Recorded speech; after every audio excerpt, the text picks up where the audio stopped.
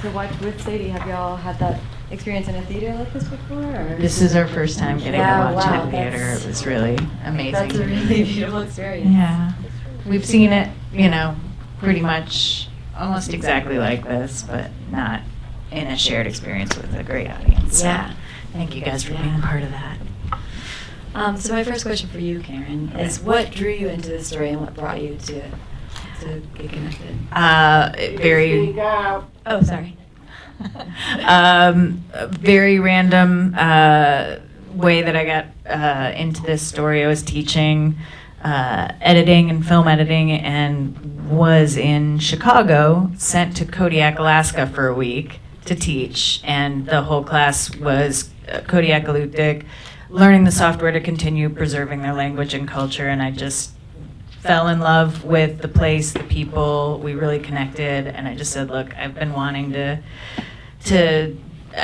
as a film editor, I wanted to try my hand at directing anyway, but I hadn't found a story that I thought was worth my time until I met these guys, and I spent 5 years with Sadie, starting when you were 13, and now you're gonna turn 18, like in a few days. It's crazy.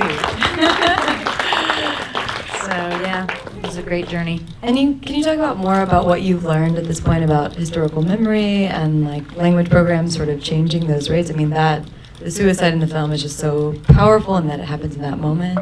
Yeah, that was horrible, and basically, I think the part of the human experience is understanding, the highs and the lows and depression and all that, but historical trauma is its own thing. Yeah. And I read a lot, did a lot of research in the course of working on this film, and I am convinced, and there are enough studies now, there's been new research, and this kind of work, this kind of identity and culture and language work heals historical trauma. And that's what I don't think people are aware of, that I hope that this film helps raise awareness, that this is really meaningful work and really needs to get more support. So we hope that the film is part of that conversation. And do y'all have any sort of outreach or impact campaign planned, or? We're having those conversations right now. We'd love more ideas. We're actually going to be showing in Kodiak very soon, and we're going to be working with the community and figuring out ways to work with educational places. We hope that it will get on PBS, so we're working on that. Yeah. Cool. Mm-hmm. And can you give us a quick update of sort of where the language is now, what April's work, or how the school is going? The school, as far as I know, is going great. We are going to be when we show in Kodiak early December, it's going to be part of an Alutiiq Nation festival, which is the first time they've done anything like that, which is really exciting. So yeah, there's constant outreach and trying to pull in more teachers and pull in more enthusiasm. So it's a tireless and yet beautiful thing that they're doing and have been doing, and this just gets a small piece of that. Yeah. And I have also seen the film through many iterations through the years. Are there any pieces that sort of didn't make it to the final cut that are meaningful to you to talk about, or to, I know it's hard to lose pieces or characters? Very much. We lost so much. That was probably the hardest part as my first time directing a film, was to lose people and stories that really were powerful, and are powerful. We had Eli, who appears in the film, and his story. Yeah, he was a great kid. He is a great kid, and I miss his story so much. But we didn't get to follow up with him, and there are different reasons that you wind up losing storylines. But and Michael, who you see, who it represents kind of the outsider perspective. He's a white guy working in the community, but he's very accepted by the community. He's fluent. He teaches. It's an interesting perspective, but it wasn't his story. So it ultimately, and he was fine with that. So yeah, it's part of the process. Yeah. Lots of feedback and figuring out where the story lies and where you see the culture affect and impact people the most. And how have you had screenings with your subjects, and sort of like how has that response been, and how has that worked for you as far as them seeing their lives on screen? It started in chunks because I knew that it had to be something that was collaborative and that we had to really make sure that everyone involved and shown and featured was comfortable with the way that they're portrayed. So it'd be like, okay, here's chunks that we like. Here's a direction that we're thinking of taking, and then conversations, and then more chunks, and then rough cuts, and then fine cuts. And before the picture lock, we went and did screenings with each subject and with the Elders Council, and did sign off and final passes on translations, and yeah, a lot of steps. But it was all great and very worth it. And I'm so lucky that everybody worked with me so much. Yeah. They really put in a ton of time with me. So Amazing. And so, Sadie, can we pull you up?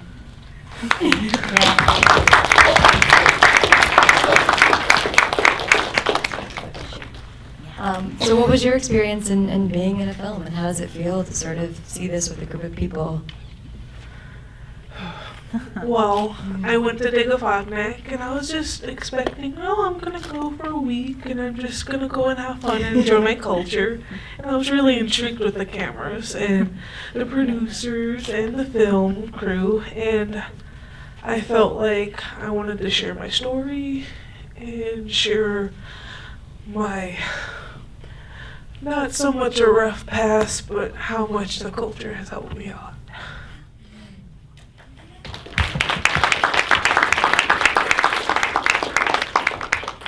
Well, thank you so much for letting us see your story, and watching you dance is just like truly, truly magical. I will open it up to our audience for questions. I want to thank you first off for making a very inspiring and wonderful film.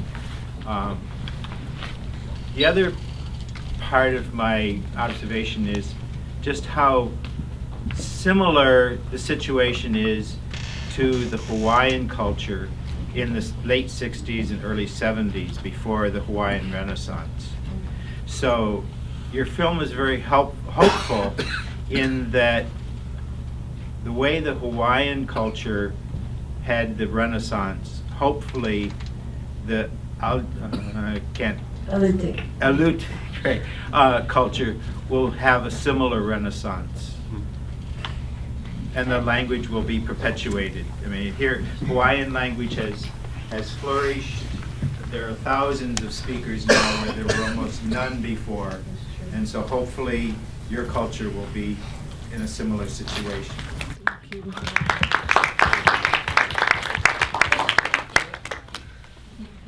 Thank you. Yeah, she's working on it. Don't be shy. I have a question for Osman. So, what are your plans for the future? What do you want to do with your excitement about your culture? And like, do you have any idea yet?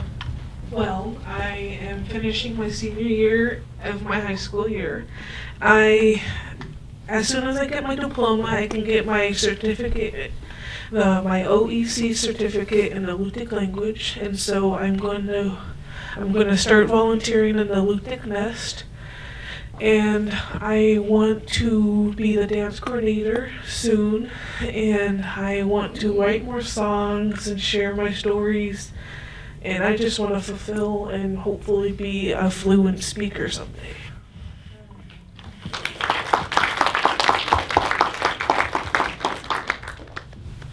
I've been dying to know if you're still dancing, and I'm very excited to hear that you're going to be the dance coordinator. like in a few days, right? You're headed to Cordova to do a dance? Yeah, Yeah, she's I'm- always doing something. I'm traveling, yeah. That's amazing. Can you say a little more in talking with the elders and making this film about messages or key points that they really wanted to make sure came through in this, or that kind of were more broadly known, what their key messages were? Absolutely.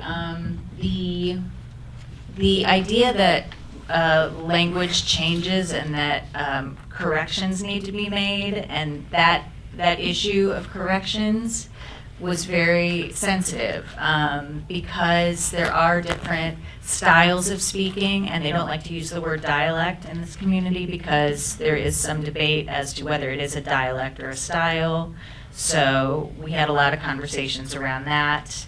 And so also the idea of a correction. Is it actually a correction, or is it a style of speaking? So we ultimately decided to handle it in acknowledging that there were the different styles without putting too much focus on it, because that's a different film in a way. So that issue had to be handled in the right way. Let me think. There was something else that I immediately thought, and then it flew out of my brain. It will come back, and I will answer it at that time. So much. I mean, you know, there's just a ton. Is there something specific you were thinking of? No. No, both language, and I'm also curious from a cultural perspective too, Sadie, if there's like main messages that have kind of been, I don't know, told to you or anything like that that you wanted to share with us. Kind of a broad question. There's just so much to it. No. Yeah. I'm gonna have to, Yeah. There's a lot. We'll chew on it. We'll get back to you. Well, too, that's sort of from the film that I don't know if it connects this exactly, but the sort of the Bigfoot and the, you know, the man that comes from the woods, like, how do you think that that sort of connects to, or what is that trying to say sort of from the culture? Well, the whole idea of traditional story became, I became fascinated with them because it's a very rich history, and there's so much between the oral history and the written stories. They were very fortunate that there was a Russian explorer, Alphonse Pinard, who went through, and several people went through and recorded a bunch of these stories. So we have access to them. They're very meaningful, and the way of handling them wound up again being that, you know, Nick's personal experience with Oholak was a story that he wanted to share, and he was comfortable sharing in this context, so we used it. And ultimately it became also a symbol of historical trauma, because that was very challenging for me. How do you personify historical trauma in a film? How do you, you know, deal with that element without having something to look at or refer to? So we were able to personify that concept with that character. And did the elders respond to that when you had the screening with them, or what were their responses to the film? It was amazing, actually, and I'm so excited to show with them in Kodiak, because Nick wanted me to add, and we did, the line that he's much happier now because of what he's doing with the culture. You know, can I share what you said right after the screening just now? That you feel heard. You know, these responses are amazing. So yeah, we're thrilled to finally be here, and I'm beyond happy that the community seems happy with the way that they're represented, because that was one of my biggest fears in telling this story, was not doing it justice. So. All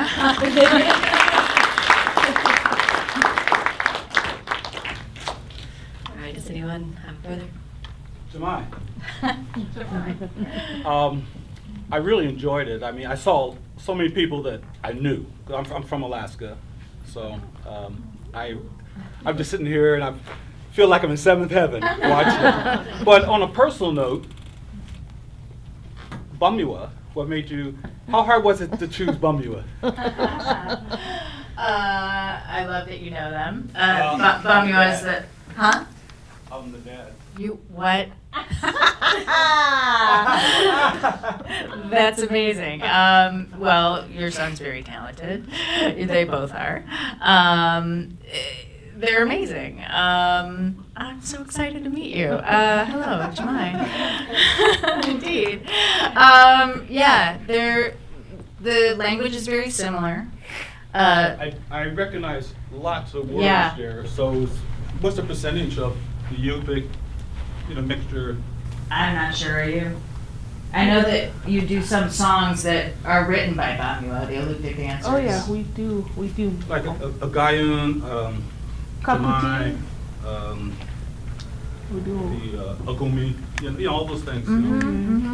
So there was already that overlap, and then I was a fan just anyway, just as I became immersed in listening to the music of the area and doing research, and then I just reached out and it worked out. And he did a gorgeous job. The soundtrack, I can't take any credit. It's your son.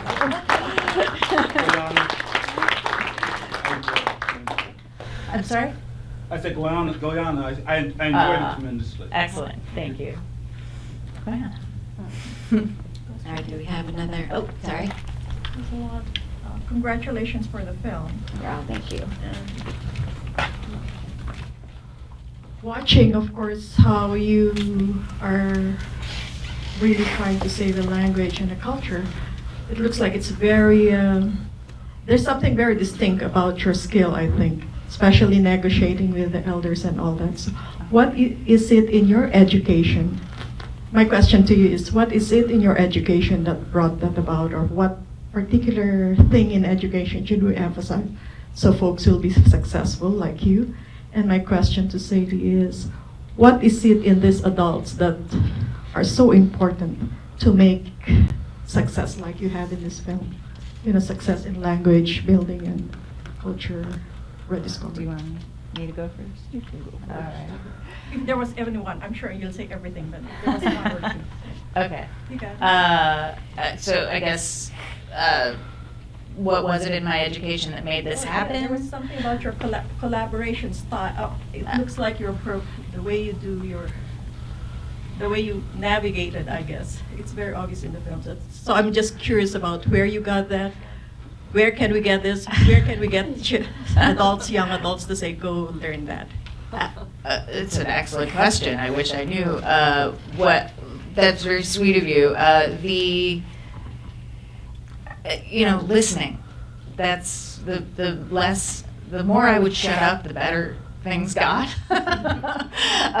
Really, that I think is the best thing that you can do as a collaborator when you're working, especially as an outsider with a community, and you don't know.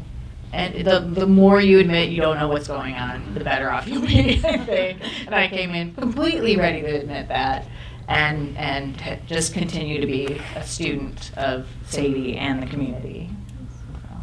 And for Sadie, what was it among with adults that's making this work?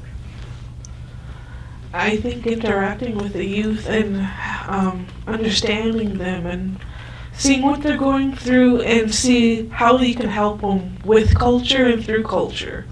I struggled a lot. Like I said, I struggled a lot through being bullied and being teased. But you just gotta understand and help them and see what they want to do. 'Cause I think I wouldn't be here today if I didn't have my culture. I was very sad in the head, and I was really depression and suicidal, and so you just gotta listen and see what they want and see if culture can help and see if they want to fulfill the culture. It's a very hard question because you just gotta understand what they're going through and what they want, and if they want culture, give it to them. It helps. I've been dancing for almost 8 years now, and it's really helped me. It really has. And so to be able to learn and speak the language and start to understand, I was able to understand what my elders were saying for the first time. And so you just gotta understand and see what they want and just help them. You just gotta understand and listen. Listen, please. Thank you.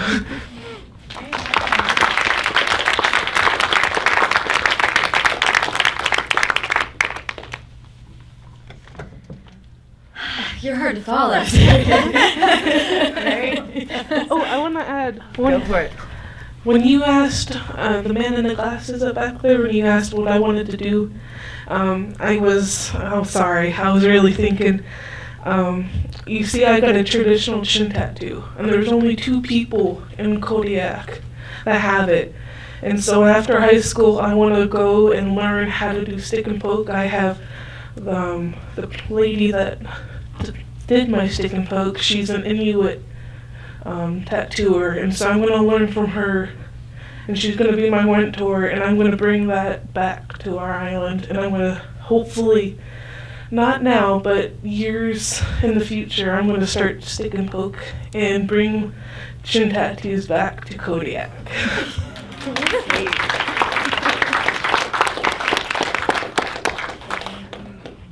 All right, I think we're gonna close on that. It's just, you're too good. So thank you guys again. Thank you all for coming. And yeah, big mahalo. Mahalo.